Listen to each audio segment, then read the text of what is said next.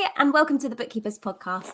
I'm Zoe Whitman. I'm in South Wales, and I'm joined by Jo Wood, who is in Kent. Hi, Jo. How are you doing? I'm good, Zoe. How are you?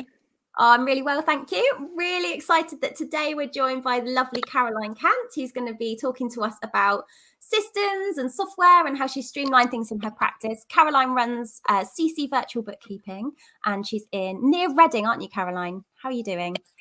I am, yes. I'm really well, thank you. And thank you for having me on and for everybody's support as well before we came on. Everyone in the group is so nice. Oh, were they having a little supportive chat? Yeah, they were like, oh, we're really looking forward to it. No pressure. Oh, so cute. Well, there's no pressure at all. I think, we've known you for a long time. You've been working with our community for about 18 months or so. And we've learned just from the conversations with you and getting to know you and the way that you like things to be done. One of the things you're really passionate about is making sure that systems are as standard as they possibly can be. I know that it can't always be absolutely perfect all the time, but you're really into software and making sure that the systems work well. And I think there's a lot we can learn from you in terms of how you do this, how you convince your clients to do it, and how you choose the software that you're working with. Do you want to start, Caroline, by just telling us a little bit about your bookkeeping practice and what you do and the kind of clients that you work with? Yeah, so I have been running now since 2019. I think I joined you guys, is it early 2020? Yeah, I think, our first launch, yeah. Yeah, so, I mean, when I started, I didn't really have any intentions of taking it any further than the one client that I had in the village. But it has grown, and it's grown slowly, but I am like quite comfortable. And I have a mix of, I'd say I mostly work with limited companies, which are all on Xero. And I have a couple of sole traders, which I use in Free Agent, but they do their own bookkeeping. And I literally just come in and check in with them every now and then, make sure they're happy, and they can ask me any questions if they get stuck. But I would say they're mostly, gosh, they're a really mixed bag, actually. I try and attract creatives, but I seem to get whoever just comes my way. And, if we get along, we get along. So I think that's quite normal. I think that's the way, isn't it? Like, if you go out there, and we talk about niching a lot and how that helps you with various parts of your business, marketing being one of those things, but also just because you're speaking to that particular audience, it doesn't rule everyone out. I think people are really terrified of the idea of niching, but actually what you're proving is that you still get other clients who come along and find out about what you do, and they still resonate with what you're putting out there. Yeah, definitely. Tell me about the Xero part of it. So everyone's using Xero apart from the smaller clients who use Free Agent. Is that a choice that you make? Do you only take on clients who are using that particular accounting software? Yeah. And if I come across a client that is using something else and they still want to work with me, then I don't say, right, that's it, you have to use Xero. But, I just make it clear that that's the software that I'm most comfortable with. That's the software that I know the most about. So if they want, the best service, then it's better for both of us if we move over to Xero. Do you ever have anyone resisting?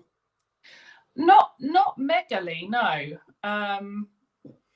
Recently, they said, oh, can we only work with you if we switch to Xero? And I was like, and it's one of those moments where you think, oh, I really want to work with this client. Do I give in? Do I say, no, it's okay? But I stuck to my guns. And I was like, no, it is Xero, I'm afraid. And they still came on board. So I think that's really important to be true to yourself, because as soon as you start letting the little things change, that's when they become a big thing, and that's when the overwhelm comes in. So that I've learned that just through the few months that I've been going. Brilliant. Well, how about other software then? So there'll be other tools that you're using in your business. How do you choose the software that you're using? I guess if you've got this niche, you've probably got people using similar or have similar business models and using similar business similar software, do you specifically go out and select the software they're going to be working with?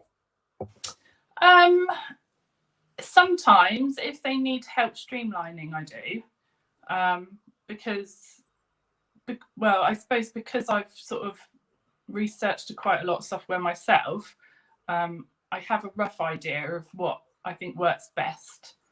But that, you know, that might not necessarily work best for them. But in terms of, I should probably say as well, all my clients are using HubDoc. I don't use Dext or AutoEntry. I have done. I just I do AutoEntry. I didn't find very easy to use, and Dext just found it really expensive. And of course, if you're using Xero, you get HubDoc free. And I'm not saying HubDoc doesn't have its issues, because it definitely does. So it really depends on how much of that you can take. You know, it does slow down at times, and it's not always that intuitive. It does require a little bit more human intervention, but I think that's quite a good thing. I think it's really important as well that you've been through this journey where you've like researched it and you've tried it to see whether different things are going to work for your client and whether they're the right route for your practice. And then you've decided, well, actually, HubDoc is what's working the best for me and what we need at the moment. And that's something I can then replicate across clients. And you've made that decision. What happens if you have a client and you decide, hey, I'm going to try out this new software? Do you ever try it out on someone, or do you use it in your own practice first? How receptive are they to the idea of trying something new? I mean, most of the things I suggest I have used before. So I haven't had any guinea pig clients. No, not yet. But that's not to say that I wouldn't give it a go. I mean, I recently have helped a client move from a piece of software called Navision. I don't know if anyone's heard of that. I certainly hadn't heard of it. It's quite old. We've moved over to Xero and we've got a Square integration. It hasn't been straightforward at all, but it has been really interesting and a huge learning curve to go through the process, what's working, what hasn't. And I love learning. I love learning that sort of thing, because it just gives you the confidence then to be able to move on to the next client and say, yes, I've used this. It's good for this. It's not so good for this. Yeah, I'm saying a lot, aren't I? Sorry about that. Sorry. Can I ask a question about how you use HubDoc in your practice? Because I'm just intrigued. With regards to when I use Dext, we have like a client view, and I can see all the clients and who's uploaded documents. Can you do the same with HubDoc? Yes, you can. Yeah.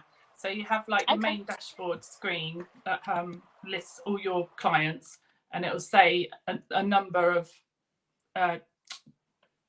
invoices or receipts that need to be processed. Thank you. I just wondered if that was the case with HubDoc, if it was all uploaded and went and sat in Xero files, and then I just wondered how you had that visibility as a practice owner across all of your clients. That's great. That makes perfect sense. Thank you. Yeah, so I don't actually use Xero files. Interesting that you mentioned that. I mean, it's there, but I don't really use it.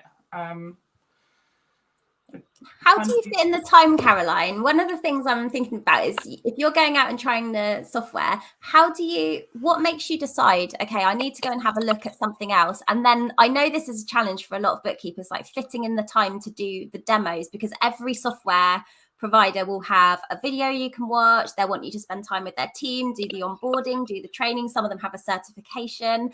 When you're starting a bookkeeping practice, that feels like a huge investment of time, particularly when you start getting clients and then you're like, I don't even know where to start with this. So how have you found the time to fit it in, and how many bits of software will you be trying to work out at a time to work out what you're going to bring into the practice? That's a great question. I actually don't have the time right now, but at the beginning I did. And I'm bad for falling down the rabbit hole of trying lots of different softwares at the same time. But I've since learned that just focus on one. Find out what's really good about it, what's not so good about it, decide if you want to use it, and then move on to the next one. But yeah, probably evenings, weekends when I probably shouldn't be doing it. Well, and what can you do when you work for yourself? Like business becomes your hobby, right? Doesn't it? Like if you're an entrepreneur, you're doing this because it's something you really enjoy, and other people who don't run a business think you're mad because that's not how they would spend their time. But if it's something you're interested in, then what can you do? I've just seen a comment that's come in from Nicola Fallon, who said, I spent so much time on the software training before I launched my practice. I don't think I could find the time now. And I know Nicola launched in August. And I think that's one of the benefits when you're right at the beginning of your journey. But you need to know, I certainly didn't know when I started my bookkeeping practice. I didn't know how many different options and opportunities there were. It's only when I came up against something that I realized I needed to research it more. And perhaps it's being part of a community and then seeing other people using it around you where you can go, oh, I didn't know I could do that. Maybe I should go and find out about it. So that's really interesting. Why is it important to you to have standardized processes across your clients then, Caroline? Because otherwise I get too overwhelmed. I need to, some might say it's boring, it's the same process for every client. It's not exactly the same. There are little quirks, but I think if you've got everyone working in the same way, then there's going to be less room for errors, less room for overwhelm, which I'm like happens to me a lot. And it doesn't take much. It only has to be like a client email me first thing in the morning and be like, oh, can you do this today? And I'll be like, I'm very time bound, and I have everything set out in my diary when I'm going to do things. So I think maybe a lesson for me there is not to check my emails until I have the time to, focus on it and process it and put time aside for it. I think the overwhelm challenge is massive for everyone. I mean, there are a lot of people watching this live now. Let me know in the comments if you're finding the overwhelm struggle to be a big challenge at the moment. It's like, I know you're not on your own, Caroline. Nicola's just said it as well. She said, processes are my life. I need them in mine. And it's important, isn't it, to identify that actually, what you just said about having a system where you know what you need to be doing on particular days and at particular times, because I know you're running your business around your children. And then if something else comes up, it can really throw a spanner in the works, and it's easy to feel like you're overwhelmed. So anything you can put in place that's then automated for you, or where you have a specific system or a process that's always followed, that's going to help you to feel more in control of your practice. Yeah, and the key is as well that once you've got these processes in place, then you can very much easily outsource some of these processes, or when you take on an apprentice, you can give them some of the processes to deal with. It's like it is your tool to get out of your business one day and not have to do these over and over and over again, because I think sometimes the thought of doing the same process for the next 25, 30, 40, however long you're going to be in business for, would fill me with dread. But I see them as my ticket out of my business, and to one day actually owning a business rather than just working in a job for myself. So I think, do you ever plan to grow and scale and use your processes to enable you to do that? Some days I'm like, yeah. Some days I'm like, no. I'm going to be completely open and honest about that. The responsibility of growing and like taking on staff absolutely terrifies me. Not because I wouldn't trust the person. It's more about me. Like, I don't like letting people down. And I like to think that I don't think I ever have. But to bring on that bit more responsibility I might start dropping balls. So yeah, it's a bit of a scary one for me, but maybe one day. Well, that's okay, isn't it? Like, it's like, actually for me at the moment, I'm happy with my business at the size that it is, and I don't need to bring the people in. I don't need to bring people into scale, because I guess what you're trying to do is scale your business using the technology and automation. And have you found that doing that has given you extra time to bring more clients in? Yeah, I mean, when I look back at how I used to work without having, all the different pieces of software in place, I would be spending half that time, onboarding, writing up engagement letters, and that stuff is really, really time consuming. So yeah, I mean, I think it is like halved my time, which means I can give more time to the client work. Yeah. And I'm just seeing all the comments coming in about people who are feeling overwhelmed. And someone said, overwhelm is like a roller coaster. One day I'm in control and then boom. Kate has said, yes, definitely feel the overwhelm. Guilty of taking on too many new software packages and training. Oh, yeah. Other people saying processes are the only way to combat overwhelm. Just need to put them into place. That's a good point, actually. How have you, so you go and bring a new piece of software into your business. Do you then take the time to write a process note, or if it's just you in the business, do you keep it in your head? How do you document this kind of stuff? I'm a bit naughty. I do keep most of it in my head, but I do carve out time in my diary to concentrate on the systems, and then another evening concentrating on the processes. So that would be another, I'd have to carve out some more time to write those processes down if I was to bring on anyone else. I suppose in my mind, I'm like, well, if I did bring on someone else, they would be mostly experienced in most of the software I use, hopefully. Jo, how have you done that when you've brought new software into the business and you've got someone in to use it? What do you do to get that process documented? Do you do it yourself, or do you get your new member of staff to do it? Do you work together? Well, we do videos, we create videos. So I think Jo's having some internet troubles because she's traveling at the moment.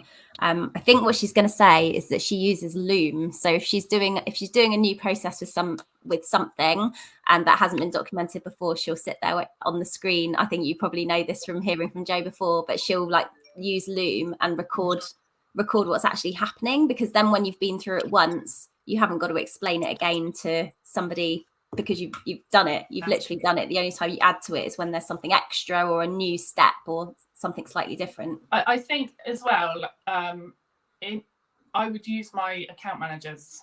I would say to them, right, I'm bringing on a new member of staff. Have you got like a monthly academy webinar that you're running where they could jump on or even have a one-to-one? Most of them, I mean, especially with Pixie, I found they really give you the time to get it up and running the way you want to and help you understand everything about it. So I would probably, in the first instance, with the major pieces of software, go to my account manager and just say, could you talk through my new member of staff how to use this? Because I don't know. That's a really good point, actually, because I think we forget that there's so many educational resources available with software providers. So you've mentioned a few. You've mentioned Pixie. You've mentioned HubDoc. Can you just run me through what systems do you use in your practice, or what, if a new client signed up with you, what would you expect them to be using, or where does that fit into your practice? So I obviously I have my website through Wix. And so usually they book a call on there. That is linked to my Tidy Cow, which is very similar to Calendly. I found that on AppSumo. Oh, gosh, don't go down the rabbit hole with AppSumo; it's dangerous. They're always releasing new bits of software and tech, like for really great prices. I think I got Tidy Cow for a one-off lifetime price of £14 or something, and I can have loads of calendars on there. So I've got that. Then when I'm on a call, we go through a proposal on Go Proposal. That sends the invoice, well, once it's signed, if they sign, that sends the invoice into Xero. That also sends I got that. I use Zapier. People call it different things. That sends a new client through to Pixie. That then sets off an onboarding task. And also I've got that connected to my AML, which I use Zama. Yeah. So that does the AML checks. And then for like getting data from new clients, I use Jotform. Again, that's all connected to Pixie. And I have that within the task. It sends an automatic email. Can you fill out this new form for all the information that I need? I think that's it pretty much for onboarding, and then we have a follow-up call where we talk through Xero, we talk through HubDoc and how to use HubDoc, how to download the app on your phone, what I need from them, what they can expect from me each month. It varies a little bit depending on what services they require. I think. Oh, and then I do use Asana still, because Asana is my like little haven. So I keep everything on there. So I time block with Asana. I have all my personal stuff on there. It literally controls my life. Just tell me, for anyone who doesn't know what Asana is, what's Asana? Caroline, it sounds like you have like a true love for it. I do, don't I? It's because it's so pretty as well, with all the colours. It's a project management tool, so and it's free, of course. I love free software. Yeah, I've tried a few different ones. I've tried ClickUp, I've tried Monday, I've tried Trello, but Asana is the one that's worked best for me. And this is not to manage your clients, because your client work's managed in Pixie. It's That's to manage the like work on your business and your personal like stuff that's happening on at home. I even have the housework in there. Love it.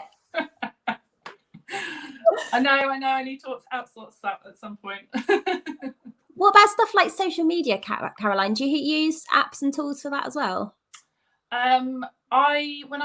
I actually outsource my social media now, but when I was doing it myself, I was using a platform called Poobler, and that's free. How do you spell that? Publer. Okay. Everyone in the chat, everyone who's listening to this live is going, do you do this? Do you do this? I'm going to ask you loads of questions in a minute, but I haven't heard of that one, Poodler. It always goes a bit like that, doesn't it? When you start mentioning different pieces of software that people haven't heard about, they're like, oh, that's what I mean. It's a rabbit hole. It's a big rabbit hole. And then when clients are working with you, you've generally got them using Free Agent if they're a sole trader, or Xero if they're a larger company, and then they're using HubDoc, and you're connecting up whatever they're using for their payment terminal. Do you define for them? Do you say, hey, I'll only work with you. You really shouldn't use this. You should use this. This is the best way I like to work. Or do you not go into that much detail? It really depends on how the conversation goes in the first call. Like, you kind of get a feel for if people are very stuck in their ways, or if they're open to trying new things. So yeah, I kind of judge it based on that first call. And I use GoCardless, of course, to collect automated recurring payments. Of course. Okay, right. Questions that have come up then, Caroline. Christy's saying, how do you find the client app for HubDoc? How, like, in terms of how it works? Or... Yeah, I think so. It's very basic. I'm not going to lie. It's very basic. But honestly, I only want my clients to do very basic stuff, because if it's too complicated, they don't know what they're doing.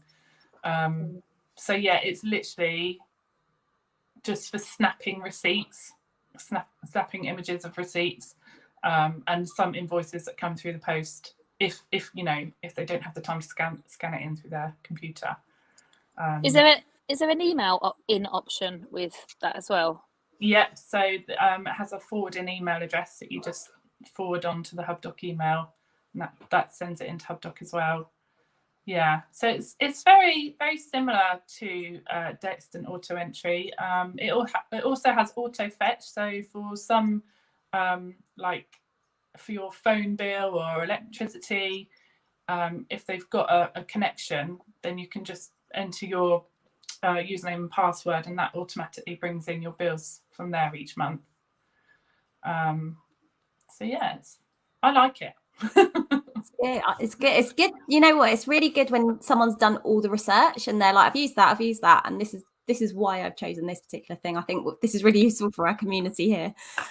What about Dubsado? Someone's asked whether you're using Dubsado. Yeah, so Dubsado was another little love of mine. Before Go Proposal and before Pixie. So because it's for the first 3 clients, you can have that free as well, and it's very similar. It can take care of everything from onboarding. It has a scheduler in there. It can link to Xero and QuickBooks. It's got the proposals. It's got the automation. It's even got a little client portal, which is really cute. So it's not specifically for bookkeepers and accountants. It's more of a creatives piece of software, I'd say. And it's from America, so it's used a lot in America, along with things like HoneyBook. But yeah, I do like it. It is good. It's very good. What did you do? Just thinking about the overview of all the different systems that you've needed to bring in. So whether that's software or just a way that you do that in your business, when you started out, or as you've grown your business, I suppose, how have you gone through that decision-making process of where you need to bring something in? Like, you've set up Zaps that will take things from one piece of software to another. Did you actually map that out physically, or did you identify that there was a gap and that you needed to bring some software in to speed something up or automate something?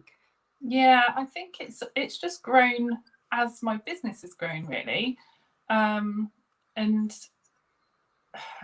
I mean, I suppose Zapier was sort of the last piece of software to come in, but it's such a fab tool, the way that it connects all the other pieces together.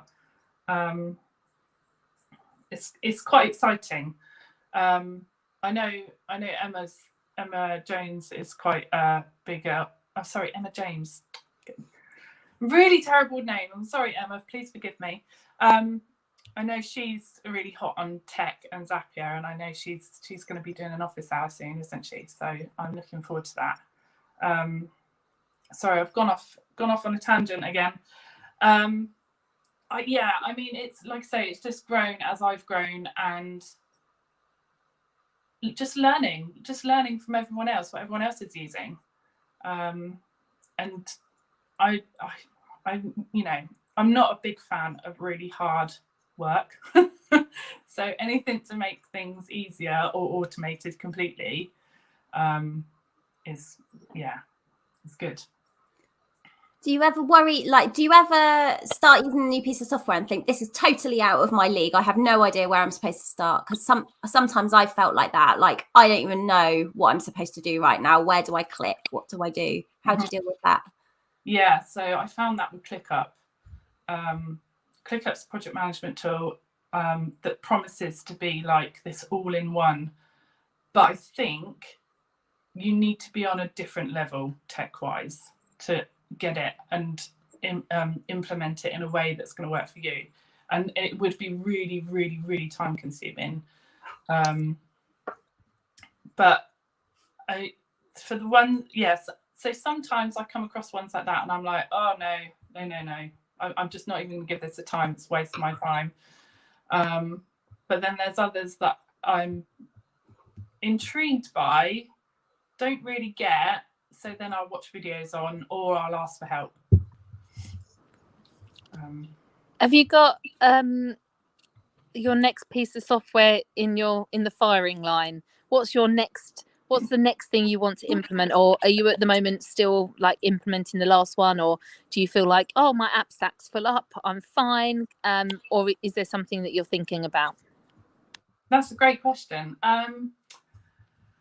I think it's working as it is. the one that I'm focusing on at the moment is Pixie, because that's the most recent one that I've brought on board.